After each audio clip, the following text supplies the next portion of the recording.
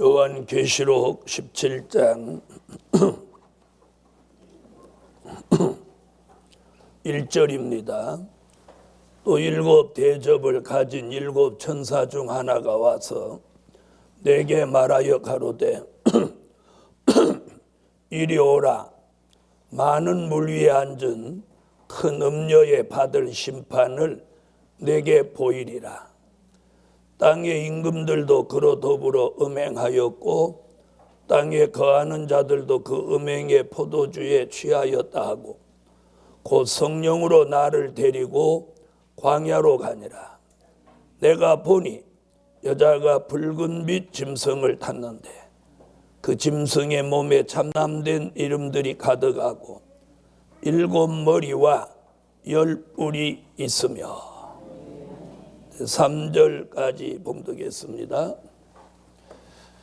요한계시록 17장 공부할 제목은 음녀교회에 받을 심판.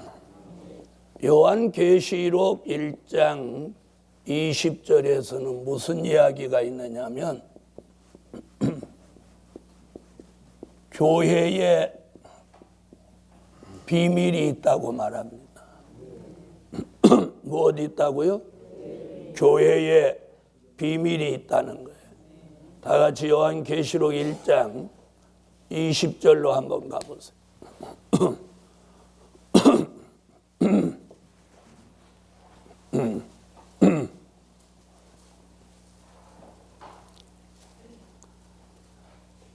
자, 찾으셨으면 읽어주세요.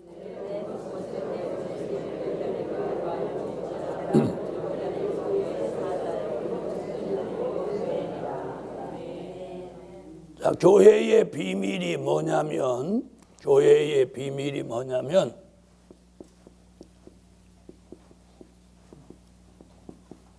신령한 영적 교회와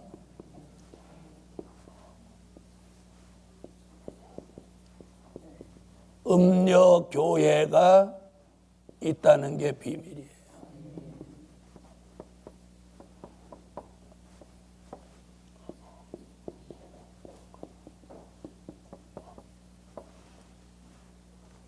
자, 그 지난 2000년 동안은 그냥 교회면 그냥 교회예요. 그런데 요한계시록의 말씀이 공개되면서 교회의 비밀이 있는데 교회가 마지막에 이렇게 두 부류의 교회가 나온다는 거예요. 그래서 하나는 신령한 영적 교회고 하나는 음녀 교회인데 신령한 영적 교회는 구원받을 교회고 음녀 교회는 심판받을 교회입니다.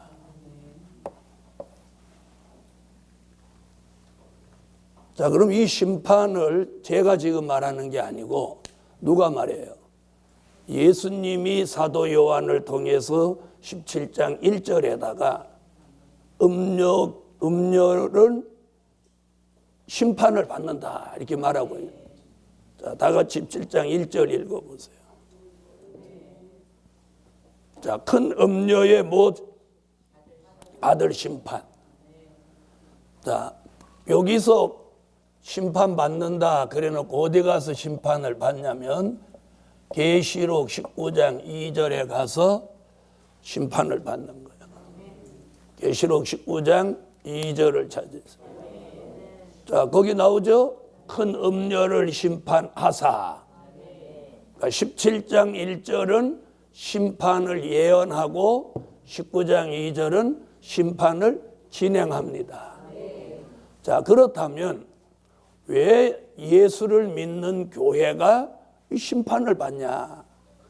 그래서 이 음녀 교회는 뭐라고 표현했느냐면 잘못 믿은 교회입니다. 우리가 예수를 믿되 잘못 믿으면 심판받는다. 잘못 믿으면 심판받아요. 자, 그렇다면 그럼 이 신령한 영적 교회와 음력 교회가 계시록에 와서 이게 두드러지게 나타났지만 이미 마태복음에서부터 이미 이렇게 증거가 있어요. 자, 그럼 성경을 한번 찾아보겠어요. 자, 마태복음 3장 12절을 찾으세요. 자, 여기서도 두 가지로 말하죠. 뭐라고? 자, 알곡과 쭉정이로 말합니다. 그러죠? 자, 그 다음에 마태복음 7장 24절로 27절. 자, 여기도 두 가지로 얘기하죠. 뭐라고요? 반석 위에 세운 집, 모래 위에 세운 집. 자, 이미 마태복음 3장에서 예수님이 3장부터 이렇게 두 부류의 교회가 나올 것을 사실은 말씀한 거예요. 자, 그 다음 또 어디서 나오냐면 마태복음 24장 39절로 41절. 자, 누구? 데려간 남자, 여자, 버려둔 남자, 여자. 자, 지난 수천 년 동안 이런 말씀들을 많은 종들을 어떻게 말씀을 주로 했느냐면 믿는 사람, 안 믿는 사람, 믿는 사람, 안 믿는 사람, 믿는 사람, 안 믿는 사람 이렇게 말했어요. 그러나 성경은 그거 아니에요. 밭을 갈았다는 게 뭐예요? 두 남자가 똑같이 주의 일을 했다는 거예요. 매를 갈았다는 게 뭐예요? 두 여자가 똑같이 주의 일을 했다는 거예요. 하나는 데려가고 하나는 버려둔다. 아멘. 다시 말하면 여기 이 세 곳에서 이미 어디를 예시하고 있어? 계시록을 예시하고 있어. 자, 그것으로 끝나지 않고 마태복음 25장 1절로 13절에도 보면 다 같이 찾으세요. 자, 여기서도 뭐라고 표현하냐면 기름등불 준비한 여자, 기름등불 준비 못한 여자. 그걸 하나는 슬기로운 다섯 처녀, 하나는 미련한 다섯 처녀. 자, 그럼 여기서부터 3장, 7장, 24장, 25장에 걸쳐서 쭉 짝이 맞아요, 안 맞아요? 아니, 맞아요, 안 맞아요? 맞죠? 그래서 제가 일부러 이렇게 쭉 써보는 거예요. 바로 이것이 오늘 계시록에 와서 무슨 교회, 무슨 교회? 신령한 영적 교회, 음료 교회로 갈라져서 하나는 구원받을 교회로, 하나는 심판받을 교회로. 한국의 큰 기독교 단체가 이번에 천주교하고 기독교하고 연합하는 걸 지금 추진하고 있어요. 그걸 보면서 이제는 정말 계시록 17장 음료 교회를 완성하는가 보다. 완성하는가 보다. 자, 그래서 요한 계시록 성경의 예언이 지금 이루어지는 거예요. 자, 이래서 어떻게 보면 교인들이 잘못하면 참 불쌍한 거예요. 영적인 지도자를 잘 못 만나면 자기 인생이 끝장나는 거예요. 끝장나는. 그러나 주님은 뭐라고 했느냐면 알곡은 한 알갱이도 땅에 떨어지지 않게 한다. 그래서 구원받을 사람은 하나님이 다 구원하신다. 그래서 잘못되는 것도 그분의 허락이 있어야 하고, 바로 되는 것도 그분의 허락이 있어야 해요. 어떤 일에 이해가 안 되는 것도 그것도 하나님이 하시고, 금방 이해가 되는 것도 하나님이 하셔요. 하나님이 하셔요. 예. 악역이 되는 것도 하나님이 하시고, 의로운 역할을 맡는 것도 하나님이 하시고. 네. 그래서 수십 년 동안 달려와서 지금 와서 가만히 이렇게 보면, 가만히 이렇게 들여다보면 전부가 저분이 하시는 거예요. 전부가 저분이 하시는 거예요. 그래서 성경 창세기로부터 요한계시록까지 성경이 그걸 증명하는 거예요. 그런데 우리는 왜 그걸 못 깨닫느냐면 인간의 자아가 강해서 그런 거예요. 자기가 너무 강하니까 이런 것을 못 받아들이는 거예요. 못 받아들이는 거예요. 우리가 자기 자아가 강한 사람은 남의 말을 경청하지 않거든요. 네. 그런데 오랜 시련과 연단을 많이 겪으면 사람이 조금 이렇게 자숙하면서 어떤 일을 대충 보지 않고 깊이 들여다보는 거예요. 여러분, 물속을 그냥 휙 지나가면서 보는 거하고 자기를 가던 길을 멈추고 그 물속을 자세히 들여다보는 거하고는 달라요. 오늘 이 얘기를 여기 오신 주의 종들이 잘 들어두시라. 그냥 휙 가면서 보는 거하고 내가 가던 길을 멈추고 그 한 곳을 집중해서 자세히 들여다보는 거하고 어떤 게 더 잘 보일까요? 그죠? 그 다음에 이렇게 뻣뻣이 서서 보는 거하고 이렇게 가까이 엎드려서 자세히 보는 거하고 어떤 게 더 잘 보일까요? 오늘 지혜 있는 종들은 제가 하는 이야기가 무엇인지 알아듣시라. 못 알아들으시면 못 알아듣는 것도 하나님이 하시는 거예요.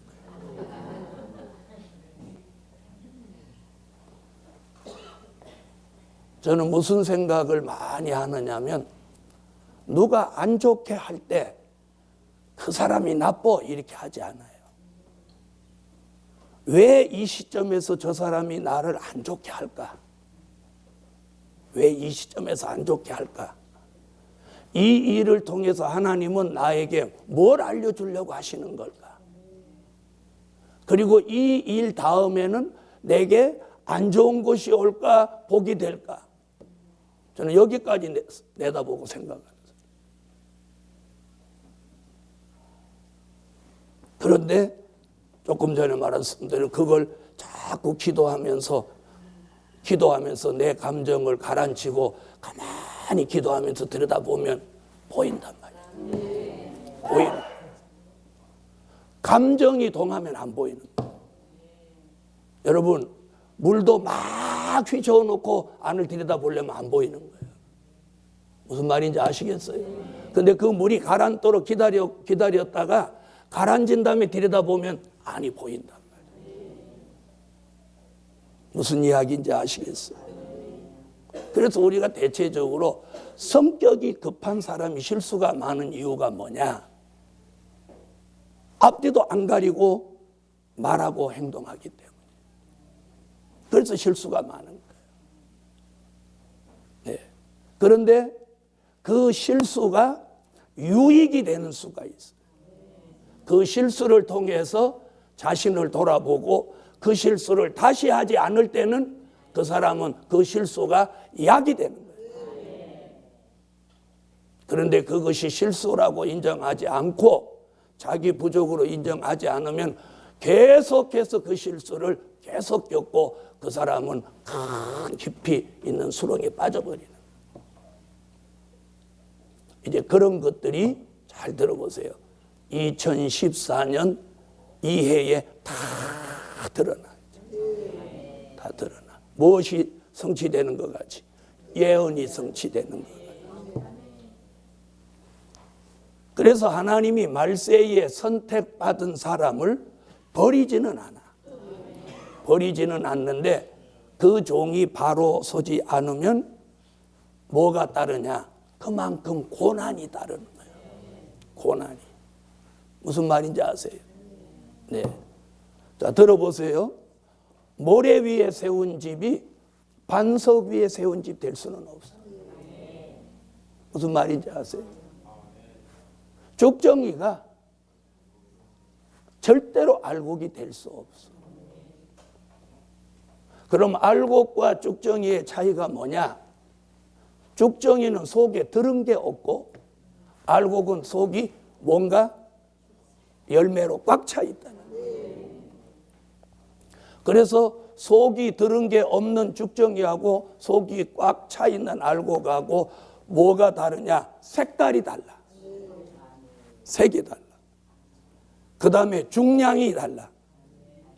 얘는 중량이 안 나가고 얘는 중량이 있어. 무슨 말인지 아세요? 그래서 이 복음이 들어가고 알곡으로 변화되는 사람은 그 사람의 말과 행동에 무게가 실리는 거예요. 무게가. 중량감이 실리는 거예요. 그래서 쉽게 말하지 않고 쉽게 행동하지 않는 거예요. 오늘 우리가 어느 말씀 하나 속에서도 그 깊이 있는 진리를 터득하면, 그래서 알곡과 죽정이 차이가 뭐냐? 죽정이는 가볍게, 알곡은 무게가 있고, 죽정이는 색깔이 까만색이고 알곡은 노란색이라. 그리고 죽정이는 절대로 숙일 줄을 모르고 알곡은 항상 숙인다는 거예요. 숙인다는 거예요. 알곡은 익으면 익을수록 자꾸 숙고, 죽정이는 시간이 가면 갈수록 뻣뻣이 서는 거예요. 자, 그래서 이렇게 쭉 알곡, 죽정이, 반석 위에 세운 집, 모래 위에 세운 집, 데려간 남자, 여자, 버려둔 남자, 여자, 기름 등불 준비한 여자, 기름 등불 준비 못한 여자. 자, 그래서 음녀 교회는 잘못 믿은 교회. 자, 어저께도 잠시 말씀드렸지만 음녀 교회라 하면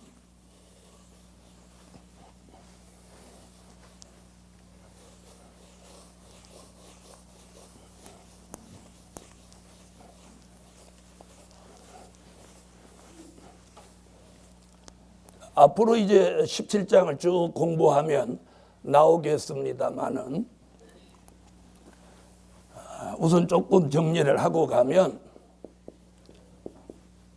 음녀 교회는 그 모체가 있어요. 모체라고 하면 뭘 말하느냐면 중심축 노릇을 하는. 다시 말하면 모체라고 하면 엄이라고 표현했는데 중심축, 다시 말하면 본부 노릇을 하는 세력이 있다. 음녀교회 앞에다가 뭘 하나 붙였냐면 큰 자를 하나 붙였어. 자, 큰 음녀라고 하죠. 그럼 덩치가 적다는 거예요, 크다는 거예요? 크다는 거죠. 근데 우리 시대 사람들이 모두 다 이제 큰 걸 좋아한단 말이에요. 근데 성경은 큰 게 음녀다 이렇게. 또 오해하지 마세요. 또 이렇게 말하지 마세요. 큰 교회가 음녀다 이렇게 말하지 마세요. 저는 그렇게 말한 적이 없어요. 큰 게 음녀다 이랬지 큰 교회라는 말은 안 했어요. 네. 지금 성경에서 말해 큰 음녀. 그러니까 음녀 교회는 크다는 의미를 여기다가 특별히 부여했다는 거예요. 이게 뭐냐? 그럼 막 섞으면 커진다는 거야. 안 섞으면 클 수가 없다는 거죠. 네. 그래서 오늘 굉장히 중요한 얘기예요. 큰 음녀가 많은 물 위에 앉았다. 이건 그 답을 어디서 찾냐면 계시록 17장 15절에서 그 답을 찾습니다. 자, 이는 많은 물 위에 앉았다고 하는 건 여기 지금 15절에 뭐라고 그러죠? 물은 백성과 무리와 열국과 방언들이라. 그러니까 이게 뭐냐면 전 세계적이다. 전 세계적. 다시 말하면 전 세계적인 조직이라는 뜻이에요. 그래서 그걸 크다고 표현했어요. 전 세계적인 조직. 그냥 뭐 한 동네, 한 지역 얘기가 아니에요. 그래서 어떤 한 사람, 어떤 개인, 한 교회가 이걸 감당하기에는 이는 계란으로 바위치기고 역부족이에요. 그런데 하나님은 어느 편이냐? 진리의 편이다. 그래서 이세벨이 아하방과 정략적인 결혼을 해가지고 바알 선지자 450명을 데리고 이스라엘에 들어와서 이스라엘 전체가 바알 신을 섬기게 되었어도 딱 두 사람이 거기에 동참하지 않아요. 누구? 한 사람은 엘리야, 또 한 사람은 나봇. 그래서 엘리야가 나 혼자입니다 그랬더니 나봇도 있었고, 그죠? 그 다음에 오바댜가 국내 대신 오바댜의 직책이 국내 대신인데, 국내 대신은 지금으로 하면 총리쯤 되는 사람인데, 아하방 밑에 오바댜가 있는데 이 사람이 불에다가 수백 명의 사람을 숨겨놓고 떡과 물을 공급해 줬어. 이런 걸 보고 뭐라고 하냐면 등잔 밑이 어둡다고 하네요. 아하방 바로 밑에 직속 부하가 숨겨주는 거야. 이게 하나님이 하시는 거야. 그래서 엘리야가 자기 혼자라고 하니까 하나님이 너 말고 7천이나 있다. 여러분이 무슨 일 하면서 막 힘들어서 자신이 혼자라고 생각할 때 그때가 7천이 옆에 있는 거예요. 할렐루야. 네. 그래서 저는 지금까지 막 어떤 데 혼자 누구하고 의논할 일도 없고 그런 얘기 할 수도 없고, 그래도 나 말고도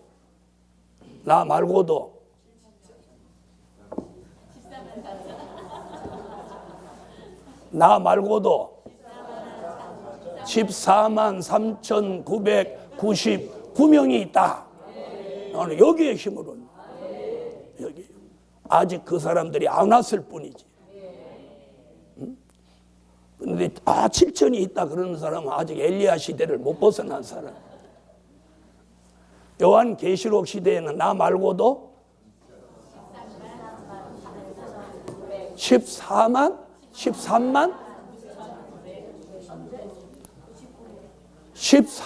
3천이지 어떻게 해서 13만입니까? 자, 여기서 한 명 빼면 어떻게 여기까지 까집니까? 여기만 까지지. 13만이 맞습니까? 14만이 맞습니까? 14만 3,999명 정확하게 해야지. 그냥 얼빵하게 넘어가려고 하면. 그러니까 나 말고도 얼마가 있어? 자, 옆에 분하고 그렇게 인사해요. 나 말고도.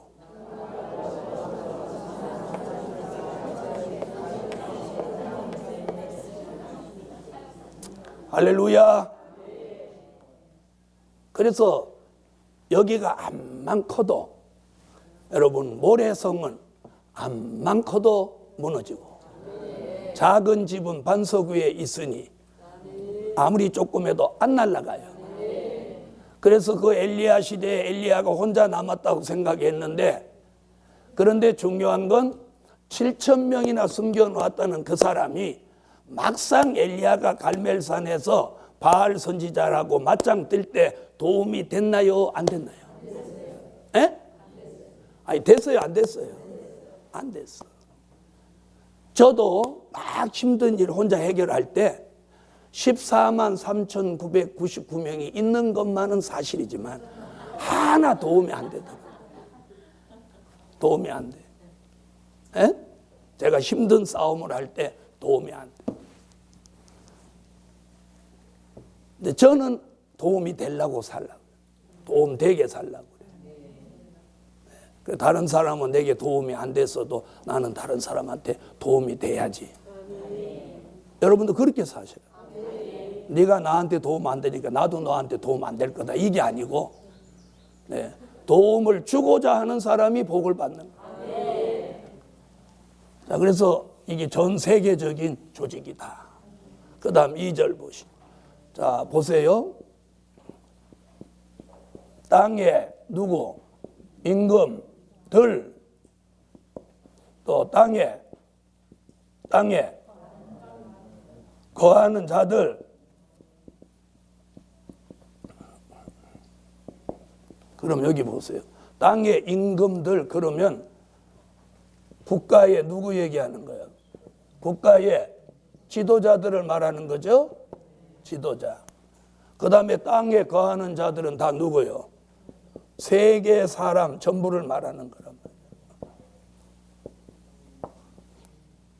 그래서 그 음행의 포도주에 취했다 그랬어요. 취했다. 취했다는 이 말이 뭐냐면 도취예요. 도취. 도취됐다. 도취됐다. 응? 거기에 빠졌다. 거기에 몰두했다. 이런 얘기예요. 거기에 취했다는 얘기는 몰두한다. 거기에 도취됐다. 그렇게 된다. 자, 이 여자가 말하는 이 여자가는 누구 얘기예요? 네, 음녀 얘기죠. 1절에 음녀라고 해놓고 3절에는 이 여자가 그러잖아요.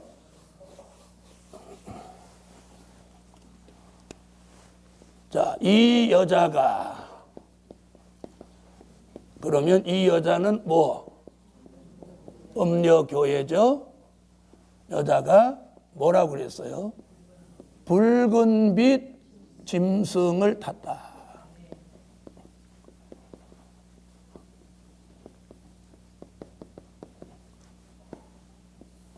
이게 굉장히 중요해요. 왜 여자가 하필 무슨 빛? 에? 붉은 빛 짐승을 탔느냐는 거예요. 붉은 빛 짐승. 자, 여기서 말하는 이 붉은 빛 짐승은 그 해답을 어디서 찾냐면 요한계시록 6장 3절로 4절에서 찾는데 그걸 계시록 6장 3절로 4절에서는 뭐라고 했느냐면 붉은 말이라고 했어요. 아멘. 자, 이 붉은 말. 자, 붉은 말이 뭘 가지고 나왔느냐 하면 큰 칼을 받아서 가는 곳마다 화평을 제한다. 큰 칼은 뭐냐? 무력입니다. 무력. 그러므로 이 붉은 말은 무엇하러 나온 말이냐면 사회주의 혁명운동을 하러 나온 말이에요. 아멘. 사회주의 혁명운동. 사회주의 혁명운동이라고 하면 1917년 10월 혁명이죠. 그렇죠? 자, 이것을 선지자는 뭐라고 그랬느냐면 스가랴 6장 1절로 3절에 스가랴 선지는 이 말의 등장을 뭐로 보았느냐면 홍마로 보았어요. 홍마. 자, 찾으세요. 스가랴 6장 1절로 3절. 자, 그럼 정리를 한번 해드려 볼게요.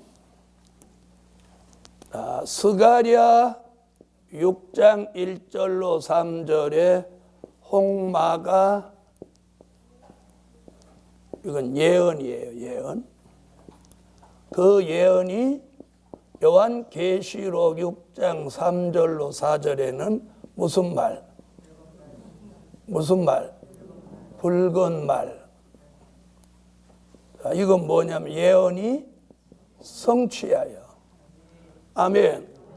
그 붉은 말이 요한계시록 8장 7절로 12절에 가서 지구 땅 3분의 1을 공산화시킵니다. 공산화시켜요. 그래서 언제까지 가냐면 1991년 소련이 깃발 내릴 때까지 갑니다. 아멘. 응? 가는 거예요. 자, 그런데 지금 몇 장에서? 17장에서 이 붉은빛 짐승을 이 여자가 타고 나온다는 거예요. 그러니까 이게 뭐냐? 음녀교회가 공산주의를 타고 나온다. 그러니까 공산주의와 교회가 야합을 한다는 거예요. 그걸 지금 보여준 거예요. 그러니까 교회가 공산주의를 타고 나오고 공산주의는 교회를 등에 업고 나오는 거예요. 이것이 지금 성경의 예언입니다. 자, 요즘은 그런 얘기가 없는데 수년 전에만 해도 이북에 있는 권사 집사들이 한국에 나와가지고 간증 집회를 하고 그랬어요. 강남의 어떤 교회 가서도 막 간증한다고 와갖고 그때는 김정일이가 생존해 있을 때인데 김정일 장군 막 홍보를 하고 그랬어요. 자, 그렇게 공산주의가 교회 속에 들어온다 이 말이에요.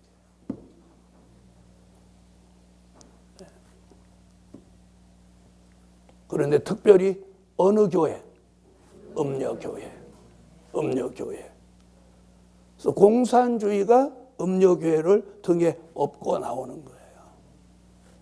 자, 이것이 지금 우리 시대의 예언이 성취되고 있는 거예요. 그래서 스가랴 6장의 예언이 계시록 6장으로 이루어지면 그것이 활동해서 일어난 현실이 뭐냐면 지구 땅 3분의 1이 공산화되고 거기서 더 나아가면 1991년도에 소련이 깃발을 내릴 때까지 공산주의가 줄기차게 달려오고 이런 과정에서 음녀교회가 붉은빛 짐승 공산주의를 타고 나온다. 이것이 음녀교회의 비밀이란 말이에요. 자, 이런 말씀이 계시록이 아니고는 복음서나 바울 서신에는 없는 거예요. 그럼 왜 없냐? 그때는 그런 일이 일어나는 때가 아니에요. 이런 일은 이제 요한 계시록이 공개되는 이 시점에서 일어난다 이 말이에요. 일어난다. 그래서 음녀교회가 공산주의를 타고 나오니까 이 교회가 아까 첫째 무슨 교회라고 그랬어요? 용공주의 교회. 용공주의 교회. 용공주의가 뭐예요? 공산주의를 용납한 교회라 이 말이에요. 그러면 순교자의 대다수가 누구의 손에 죽었어요? 공산주의 손에 죽은 거예요. 순교자의 대다수가. 또 아니면 기독교가 가톨릭으로부터 개신교가 이렇게 나올 때 그때 다 죽었다. 네, 그래서 며칠 전에 교회사 공부도 해보셨겠지만 며칠 전에 누가 그걸 썼어요. 천주교에서 정주교에서 개신교를 박해하고 죽이기 위해서 만들어낸 단체가 있는데 그게 작은 예수회다. 작은 예수회. 작은 예수회는 나쁜 쪽으로 말하면 예수 믿는 개신교 사람들을 암살하는 단체예요. 암살하는 단체. 그래서 그들의 선서문이 공개됐는데, 선서문을 떴는데 찢어 죽인다, 기름에 삶아 죽인다, 뭐 거기 막 여러 가지 얘기들이 막 그 선언문에 나오는 거예요. 네, 그렇게 무서운 거예요. 자, 그래서 용공주의 교회가 공산주의를 용납하고 나오는 것을 용공주의 교회. 여러분, 제가 오늘 이북에 정일이 여동생을 여기다 세우면 되겠나요? 안 되겠나요? 정은이 여동생. 요즘 이북에서는 정은이 여동생이 실세라거든요. 고모하고 고모부 지기쁘고 지금 여동생이 실세, 여동생이 하자는 대로 한다는 거예요. 어디든지 이 여자가 사실은 실권자야. 그래서 이 이름은 중요하지 않아. 앞에 남자 내세워놓고 뒤에서 이렇게 조종하는 게 다 여자예요. 신천지도 여자, 통일교도 여자, 어머니 하나님 교회도 여자, 다 여자예요. 음료도 여자, 다 여자예요. 자, 이래서 용공주의, 이건 안 되는 겁니다. 자, 13장 6절 한번 읽어보세요. 자, 그럼 회방하는 게 뭐냐면 5절 읽으면 그 답이 지금 참남된 것이 하나님을 회방하는 거라고 나오세요. 5절 읽어보세요. 참남된 말이 뭐예요? 하나님을 향하여 회방하는 거예요. 그런데 오늘 여기 본문에 뭐라고요? 자, 참남된 짐승을 탔는데 그 짐승의 몸에 참남된 이름들이 가득하고, 그러니까 공산주의는 누구를 회방해? 하나님을 회방하는 말을 한다. 그런데 그 여자가 탄 짐승이 머리가 7이요, 뿔이 10개라는 거예요. 아멘. 자, 이 음녀가 탄 붉은빛 짐승이 머리는 7이고 뿔이 10이니까 그걸 실제로 보면 괴물이죠, 괴물. 그렇죠? 자, 머리가 7, 그래서 이걸 7머리라고 하는 거예요. 자, 그 다음에 10뿔이 있는데 이게 뭐냐? 그래, 보통 사람은 말 같은 짐승을 그려놓고 머리를 7개를 만들어 놓고 거기다 뿔을 10개 달아놓고 그런 괴물이 앞으로 나온다, 이렇게 말한단 말이에요. 그럼 그럴싸하죠? 그런 뜻이 아니에요. 여기서 머리라는 말은 우두머리라는 뜻이야. 성경에 보면 머리, 꼬리 이런 얘기가 나와요. 신명기 28장에 보면 머리가 되고 꼬리가 되지 않게 한다. 들은 기억 나시죠? 여기서 말하는 머리는 우두머리. 네. 그럼 이거 7머리는 뭐냐? 하나님을 대적하는 대표적인 7나라라는 뜻이에요. 뭐라고요? 하나님을 대적하는 대표적인 7나라. 아멘. 자, 그래서 7머리가 뭐냐?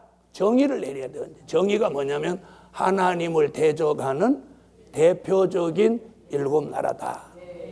자, 그럼 성경에서 하나님을 대적했던 나라들이 수도 없지만 거기서 대표적인 나라를 7을 꼽는다면 이렇게 꼽는 거예요. 애굽, 아수르, 바벨론, 메데파사, 그리고 헬라, 그리고 로마, 그리고 소련, 이렇게 보는 거예요. 자, 애굽은 왜 대적인지 아시죠? 아수르도 왜 대적인지 아시죠? 히스기야 시대 보면 아수르가 18만 5천을 가지고 성경을 읽어보면 이스라엘 역사를 보면 가장 이스라엘을 침략 많이 했던 나라가 아수르예요. 그 다음에 이스라엘을 아주 패망케 만든 나라가 바벨론. 그 다음에 나온 나라가 메데파사. 그 다음 나라가 헬라. 헬라는 왜 그러냐? 헬라 그러면 딱 생각나는 왕 누구예요? 알렉산더 대왕. 네, 알렉산더 대왕이 그 원정 전쟁을 통해서 이쪽 나라들을 초토화시켰고, 그 다음에 나라가 로마. 그 다음에 나라는 말할 것도 없이 소련이에요. 자, 이래서 애굽, 아수르, 바벨론, 메데파사, 헬라, 로마, 소련. 자, 17장 3절에 이렇게 말한 일곱 머리 열 뿔 얘기는 계시록 13장 1절에도 나오고, 요 말씀을 더 정확하게 알 수 있는 구절이 바로 계시록 17장 9절로 11절이에요. 자, 다 같이 계시록 17장 9절로 11절을 찾으세요. 자, 거기서 뭐라고 하느냐면 이렇게 말하죠. 자, 다섯은 망했고 하나는 있고 하나는 아직 이르지 아니했다. 그렇게 나오죠? 그럼 다섯은 애굽, 아수르, 바벨론, 메데파사, 헬라. 자, 이 나라 다섯은 뭐 됐어요? 망했다. 그러면 요한 계시록이 기록된 연대가 언제냐면 주후 95년이에요. 자, 그럼 주후 95년경에 건재한 나라는 로마입니다. 그러죠? 그래서 뭐라고 그래요? 로마 시대에 계시록이 기록이 되는데 그 시점으로 볼 때 다섯 나라는 망했고 로마는 하나는 있고. 그래서 사도 요한이 계시록을 기록할 당시 로마는 있고 소련은 아직 이르지 아니했는데 이르면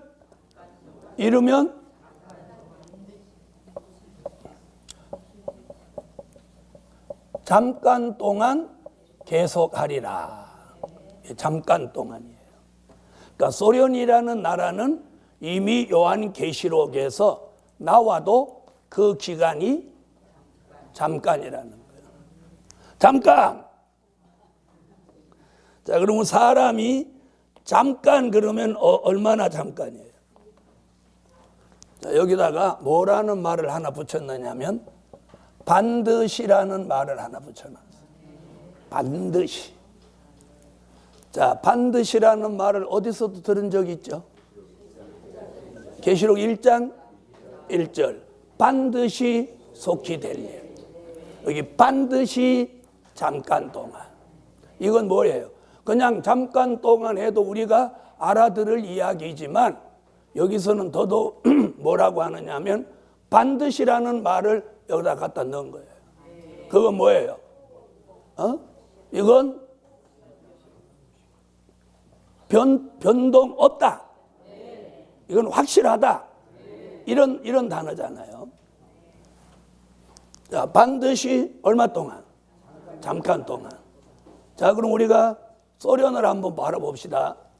소련의 시작은 1917년 10월 혁명으로 소련이 시작했습니다. 시작했죠? 그래서 소련의 깃발을 어디서 내렸냐면 1991년에 깃발을 내렸어요. 자, 깃발 내린 대통령 이름이 뭐냐? 고르바초프입니다. 그런데 희한하게도 고르바초프 얼굴은 얼렁덜렁하거든요. 그런데 계시록 6장 7절로 8절에 보니까 최종 마지막에 등장하는 말이 청황색 말이라는 거예요. 그 우연의 일치인지는 모르지만 이상하게 고르바초프 얼굴이 얼렁덜렁한다. 그런데 그가 91년도에 저는 기억합니다. 제주도를 방문해서 그 당시 우리나라 대통령이 이름이 뭐냐면 이 사람 믿어주세요. 네, 노태우 대통령이었어요. 그분하고 제주도에서 만나가지고 우리가 받은 게 뭐냐면 칼기 블랙박스를 받았는데 소문에 의하면 10억 불을 주었다는 거예요. 10억 불. 네, 10억 불이면 얼마예요? 우리 돈으로. 에? 10억 불이면 얼마예요? 이찬 집사님 얼마예요? 에? 1조 원. 그러니까 고르바초프는 박스 하나 갖다 주고 그것도 지네 것도 아니고 누구네 거? 우리 거잖아요. 우리 거. 칼기 건데. 그거 하나 건져다 주고 11조 원을 챙겨가지고 1조 원. 그런데 하나님은 공의로우셔요. 우리 돈 공짜로 먹은 고르비를 그 아내를 하나님이 찌 깁었어요. 고르비 아내가 10억 불 가져가고 몇 년 안 돼서 고르바초프 그 아내를 암으로 죽게 만들어요. 세상에 공짜는 없는 거예요. 10억 불 받고 아내 죽는 게 나요? 10억 불 안 받고 아내하고 사는 게 나요? 여자분들은 대답하지 말고 남자분들만. 실실 웃는 사람 다 문제가 있는 거야. 10억 불 받겠다 이거지? 그럼 못 써요.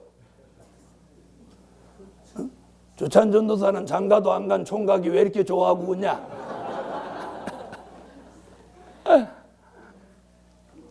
난 고르바초프를 그 뒤에는 잘 보지를 못해서 그가 과연 10억 불을 받고 아내 죽었는데도 농디에 가서 웃었을까? 화장실에 가서 웃었을까? 난 그게 지금도 궁금해. 자, 그래서 91년에서 17년 얼마예요? 74년이에요. 여러분, 용이 힘을 실어주는 공산주의 국가가 74년 동안의 삶 속에서 세계를 벌벌 떨게 했어요. 세계를 벌벌 떨게 했어요.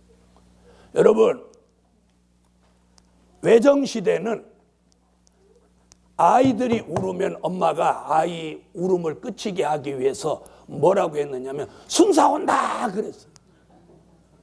그럼 일본 순사가 얼마나 무서웠던지 애들이 울다가 그쳤다는 거예요. 그런데 6.25 전쟁이 끝난 후에는 애들이 울으면 뭐라고 했냐면 로스케 온다 이랬다는 거예요. 그럼 애들이 뚝 그쳤다는 거예요. 그러면 이 소련 사람들이 얼마나 무서웠으면 그렇게 해서 애들 그쳤다. 그 다음에 해방이 되고 6.25 전쟁 끝나고 이렇게 평화로워지면서는 순사 온다고 해도 애가 계속 울고 로스케 온다고 해도 계속 울었다는 거예요. 그래서 그 다음에는 엄마들이 애를 끝이게 하는 방법이 뭘까 해서 발견해낸 게 꽃감이에요. 꽃감을 줬다는 거예요. 옛날에 시골에 웬만한 집엔 감나무가 좀 있어서 꽃감이 있으니까 애를 꽃감 주면 끝이었다는 거예요. 요즘 애들은 꽃감 주면 끝일까요? 안 끝일까요? 왜 그러냐? 요즘 애들은 꽃감을 안 먹어요. 물렁팅팅하고 그러니까. 그리고 꽃감 주면 확 집어던지는 거예요. 그럼 요즘 애들은 뭘 줘야 울음을 끝일까요? 스마트폰이에요. 스마트폰을 줘갖고 뽀로로를 보게 해줘야 다 끝이거든요.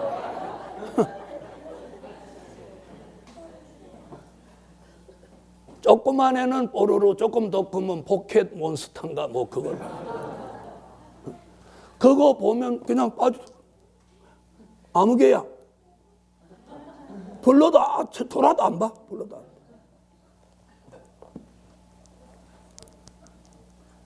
그래서 이 세상이 지금 이렇게 변화되고.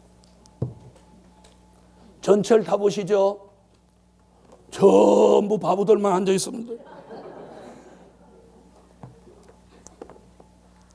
스마트폰에 빠진 얼빵한 바보들. 자, 소련의 수명은 몇 년? 74년. 74년. 자, 그로 소련의 수명은 74년인데 반드시 잠깐 동안 하나님 잠깐 동안은 74년.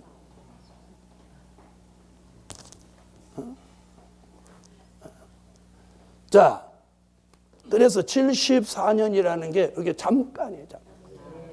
하나님 잠깐은 74년. 사람 잠깐은 화장실 갔다 오는 거예요. 이거 애 잠깐만 봐주세요. 나 화장실 갔다 올게요. 이럴 때 쓰는 게 잠깐이에요. 그러니까 사람 잠깐은 5분에서 10분 안팎이에요. 하나님이 잠깐 74년. 저도 하나님이 처음에 사명 주실 때 뭘 어떻게 한다, 뭘 어떻게 한다, 뭘 어떻게 한다 하도 빵빵하게 그렇게 말씀을 해 주셔서 막 달려왔어요. 그랬더니 맨날 기도하면 기다려라, 기다려라, 기다려라. 근데 올해 와갖고 얼마 전에 정한 때가 되었다. 자, 그래서 소련이 74년을 끝으로 91년도에 깃발을 내리며 새로운 나라가 등장하는데 이게 러시아의 등장입니다. 자, 러시아가 등장해가지고 1991년부터 2014년까지 오는데 몇 년 걸렸나요? 몇 년 걸렸어요? 23년 걸렸어요. 그런데 2014년 2월에 와서 드디어 러시아가 크림공화국을 합병하면서 무엇으로 이 러시아가 등장하느냐면 8째 왕으로 등장합니다. 아멘. 그래서 요한계시록 17장 9절로 11절에 뭐라고 하느냐면 8째 왕이 나오는데 이는 7 중에 속한 자다. 이렇게 말합니다. 요 말씀이 중국이 아니고 러시아라는 증거예요. 무슨 말인지 아세요? 자, 11절 다 같이 한번 읽어보세요. 자, 8째 왕은 어디에 속한 자라? 7 중에 속한 자라. 요 말이 얼마나 정확한지. 그래서 소련이 패망하고 8째 왕 러시아가 나왔는데 계시록 13장 3절을 다 같이 찾으세요. 자, 거기 뭐라고 그러죠? 머리 하나가 상하여 죽게 되었던 상처가 나음에 온 땅이 이상히 여겨 그를 따르고 하죠. 그 앞에 1절 보면 7머리 10뿔 거기 나옵니다. 그러면 7째 머리 소련이 패망했습니다. 그러면 머리 하나가 상하여 죽게 되었다. 그 말씀이 이루어진 거예요. 그리고 러시아로 등장해서 러시아가 세계에서 자기 힘을 과시하는 그때가 머리 하나가 상하여 죽게 되었던 상처가 나음에 그걸 소련의 회생으로 보는 거예요. 그런데 그 회생하는 기간이 몇 년 걸렸냐? 23년 걸렸어요. 그래서 지난 23년 동안 러시아는 어떻게 있었어요? 가만히 있었어요. 그래서 매스컴에서 중국만 나왔지 러시아 얘기는 거의 없었어요. 그런데 2014년 2월에 와서 푸틴이 큰 소리를 치고 나서요. 서방 국가가 다 말리고 경제 제재를 한다고 하고 별소리를 다 해도 푸틴이 크림공화국 합병 서명서에 서명을 싹 해버립니다.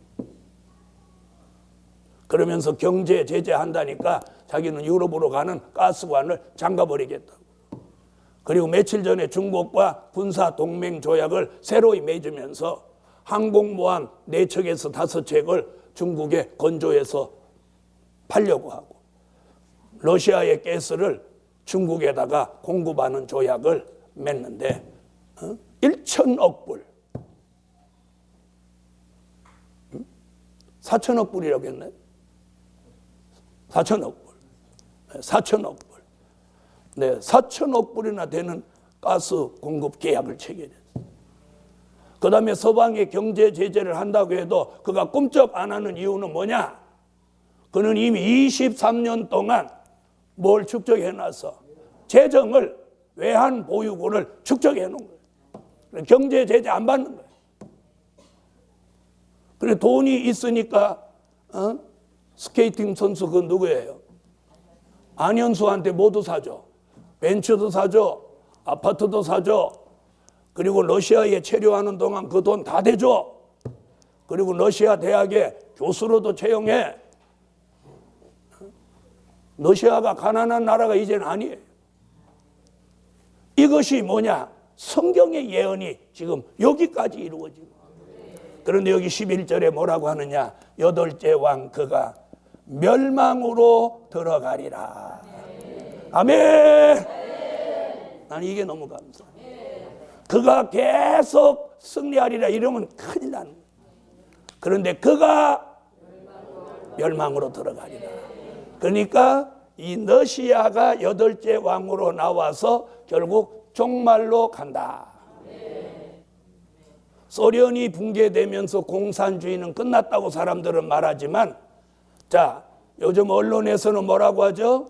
소련이 건재할 때는 동서냉전 시대라고 그랬고, 이번에 러시아가 크림공화국을 합병하면서 언론은 신냉전 시대라고 말하고 있습니다. 이제 머지않아 극단적인 냉전 시대로 가면 중동의 전쟁이 일어납니다. 이런 미래를 성경은 예언하고 있으므로 특별히 요한계시록을 우리는 말씀 속에서 미래를 내다보는 안목을 가질 때입니다. 오늘은 거기까지 하겠습니다. 기도드립니다.